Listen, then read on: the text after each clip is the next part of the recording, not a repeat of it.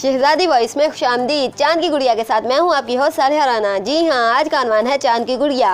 अस्सलाम वालेकुम। तो चलिए शुरू करते हैं आज की कहानी। और शुरू करने से पहले अगर आपने हमारे चैनल को अभी तक सब्सक्राइब नहीं किया तो जल्दी से सब्सक्राइब कर लीजिए। बहुत ही पुराने ज़माने की बात है कि मुल्क जापान में एक बहुत बूढ़ा कारीगर रहता था। वो सुबह जंगल में जाता, वहाँ से बांस काट कर लाता और इसकी बारीक बारीक तीलियाँ छीलकर इनसे खूबसूरत टोकरियाँ, चटाइयाँ और तरह तरह की चीज़ें बनाता और इन्हें बेचकर अपना और अपनी बीवी का पेट पालता। इस तरह जिंदगी बड़े सुख से गुजर रही थी। एक दिन का जिक्र है कि बूढ़ा अच्छे बांसों की तलाश में जंगल में बहुत दूर निकल गया। वहाँ जंगल इस कदर घना था कि अंधेरा सा हो गया था।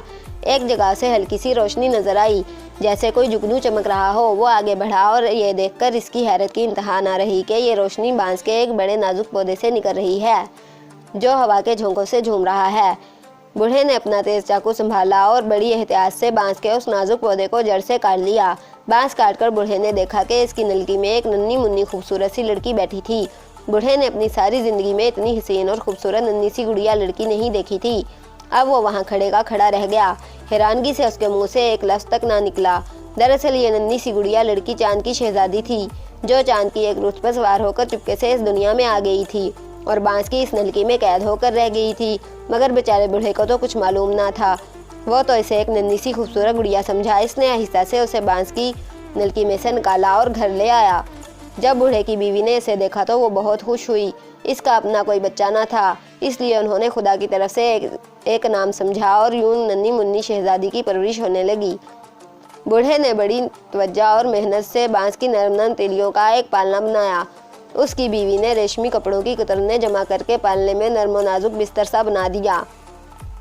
दोनों मियाँ बीवी बहुत गरीब थे, इससे ज़्यादा और कुछ ना कर सकते थे। नन्ही गुड़िया अब इस पालने में रहने लगी। दोनों उसे प्यार से गुड़िया शहजादी कहने लगे। दूसरे दिन मामूल के मुताबिक बूढ़ा जंगल में गया और बांस काटने लगा। एक जगह उसने एक चमकीले से बांस को काटा तो इसमें से सैकड़ों शर्फियाँ छन छन करती हुई इसके पाँव पर आ पड़ी। बूढ़ा हैरान रह गया। इसके बाद हर रोज़ यही होता कि वो जब भी कोई चमकीला बांस काटता वो अंदर से खाली ना होता, बल्कि इसमें सोना और शर्फियाँ भरी होती। देखते ही देखते बूढ़ा अमीर हो गया। इस दौलत से उसने अपनी नन्ही मुन्नी शहजादी के लिए अच्छे अच्छे कपड़े खरीदे, उसके लिए एक बहुत ही खूबसूरत मकान बनवाया और इसके चारों तरफ एक खूबसूरत बाग लगवाया। गुड़िया शहजादी की खिदमत और देखभाल के लिए नौकरानियाँ भी रखी गईं। दिन गुजरते गए और गुड़िया शहजादी की खूबसूरती और इसके हुस्न जमाल के चर्चे दूर दूर तक फैल गए। बहुत से नौजवान शहजादे राजकुमार इससे शादी का पैगाम लेकर आते, लेकिन अपना सामू लेकर वापस चले जाते, क्योंकि शादी तो दूर की बात थी, शहजादी तो उनसे मिलना तक पसंद ना करती थी। बूढ़े और इसकी बीवी को इसका बड़ा अफसोस था। वो दोनों अपनी गुड़िया शहजादी को दुल्हन देखना चाहते थे। उन्होंने कई बार गुड़िया शहजादी से कहा कि वो शादी के लिए रजामंद हो जाए और शादी का पैगाम लेकर आने वालों में कई तो बड़े बड़े मुल्कों के शहजादे भी थे, लेकिन हर बार गुड़िया शहजादी इन्हें यही जवाब देती कि वो अपने बूढ़े माँ बाप को अकेला छोड़कर जाना नहीं चाहती। फिर यह हुआ कि जब भी कोई नौजवान इससे शादी का पैगाम लेकर आता तो वो अपने कमरे में छुप जाती और दरवाज़ा बंद कर लेती। होते होते शहजादी के हुस्न जमाल का चर्चा जापान के शहंशाह के कानों तक भी पहुंचा। शहंशाह को भी उसे मिलने की ख्वाहिश हुई और उसने अपने सबसे ख़ास वज़ीर को बुलाकर उसे हिदायत की कि वो गुड़िया शहजादी के पास जाए और इसे अपने साथ शाही महल में ले आए।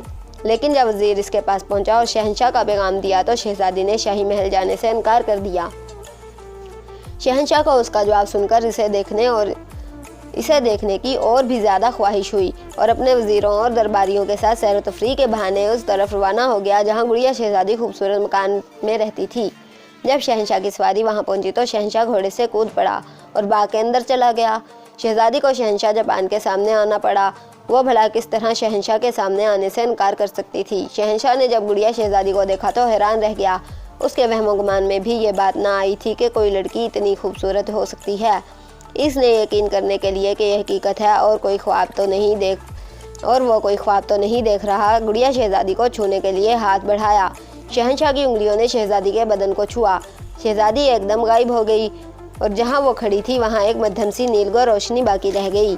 शहंशाह को अपनी इस हरकत पर बड़ा अफसोस हुआ और उसने बड़ी इल्तिजाएं की कि गुड़िया शहजादी वापस आ जाए। उसने वादा किया कि अगर शहजादी वापस आ गई तो वो इसे कभी हाथ नहीं लगाएगा और ना ही इससे शादी की दरख्वास्त करेगा। शहंशाह की ये इल्तिजा सुनकर गुड़िया शहजादी आहिस्ता आहिस्ता ज़ाहिर हो गई। वह इस कदर हसीन थी कि शहंशाह को अफसोस हुआ कि क्यों इसने गुड़िया शहजादी से शादी की दरख्वास्त ना करने का वादा कर लिया। وہ اداس اور افسردہ سا اپنے محل میں واپس آ گیا۔ گڑیا شہزادی کا خیال ایک لمحہ کے لیے بھی اس کے دل سے نہ نکلتا تھا۔ اس نے گڑیا شہزادی کی یاد میں گیت لکھنے شروع کر دیے۔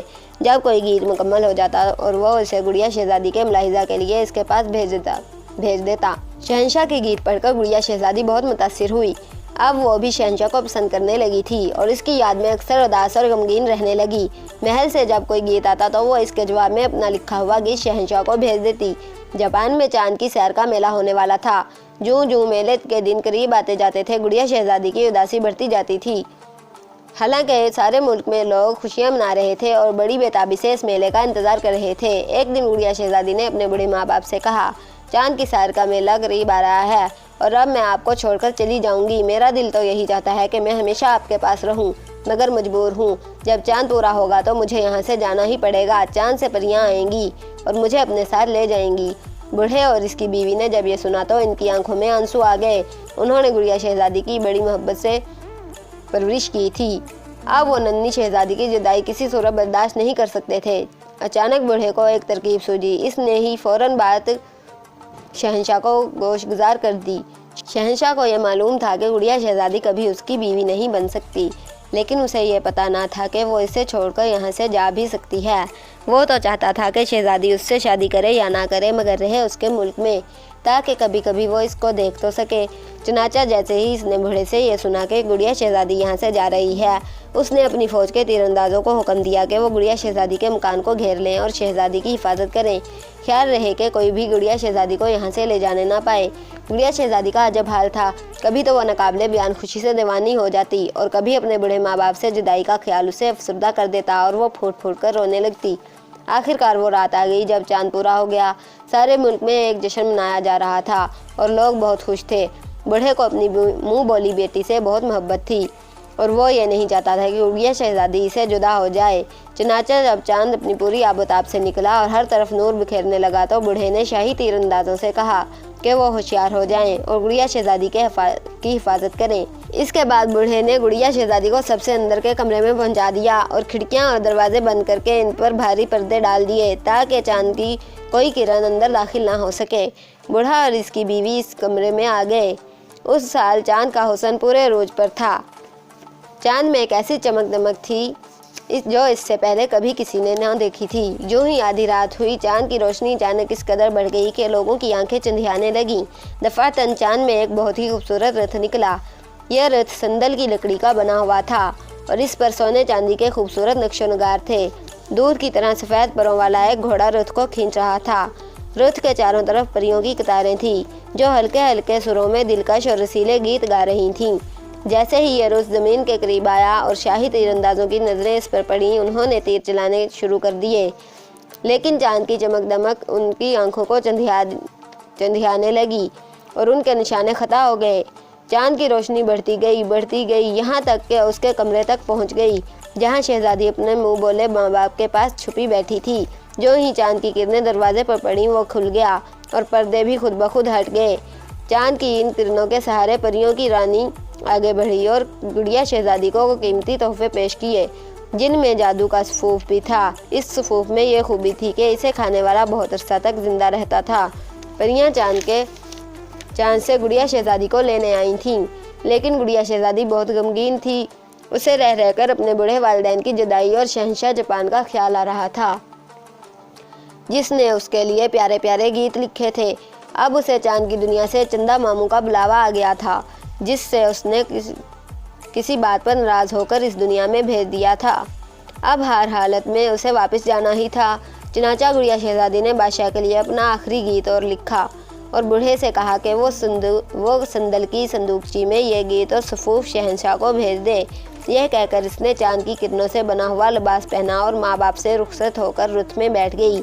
رتھ میں اس کے بیٹھتے ہی چاند کی روشنی لطیف اور خوشگوار ہو گئی۔ اب اس سے آنکھوں میں چکا چون پیدا نہیں ہو رہی تھی۔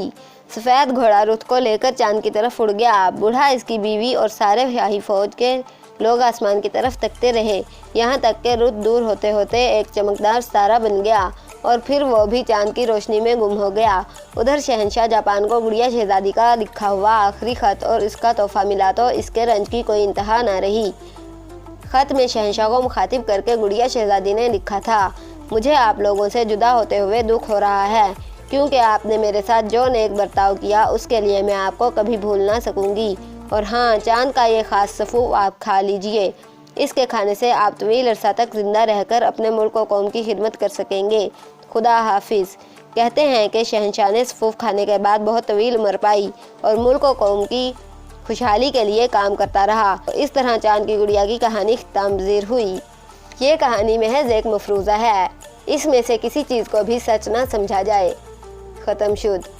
تو اگر آپ کو یہ ویڈیو تھوڑی سی بھی پسند آئی ہے تو اس ویڈیو کو شیئر ضرور کریں۔ اگر آپ اسی طرح کی مزید اچھی ویڈیوز دیکھنا چاہتے ہیں تو ہمارے چینل کو سبسکرائب کریں، لائک کریں، شیئر کریں، کمنٹ کریں۔ کیپ واچنگ شہزادی وائس۔ السلام علیکم۔ پاکستان زندہ باد۔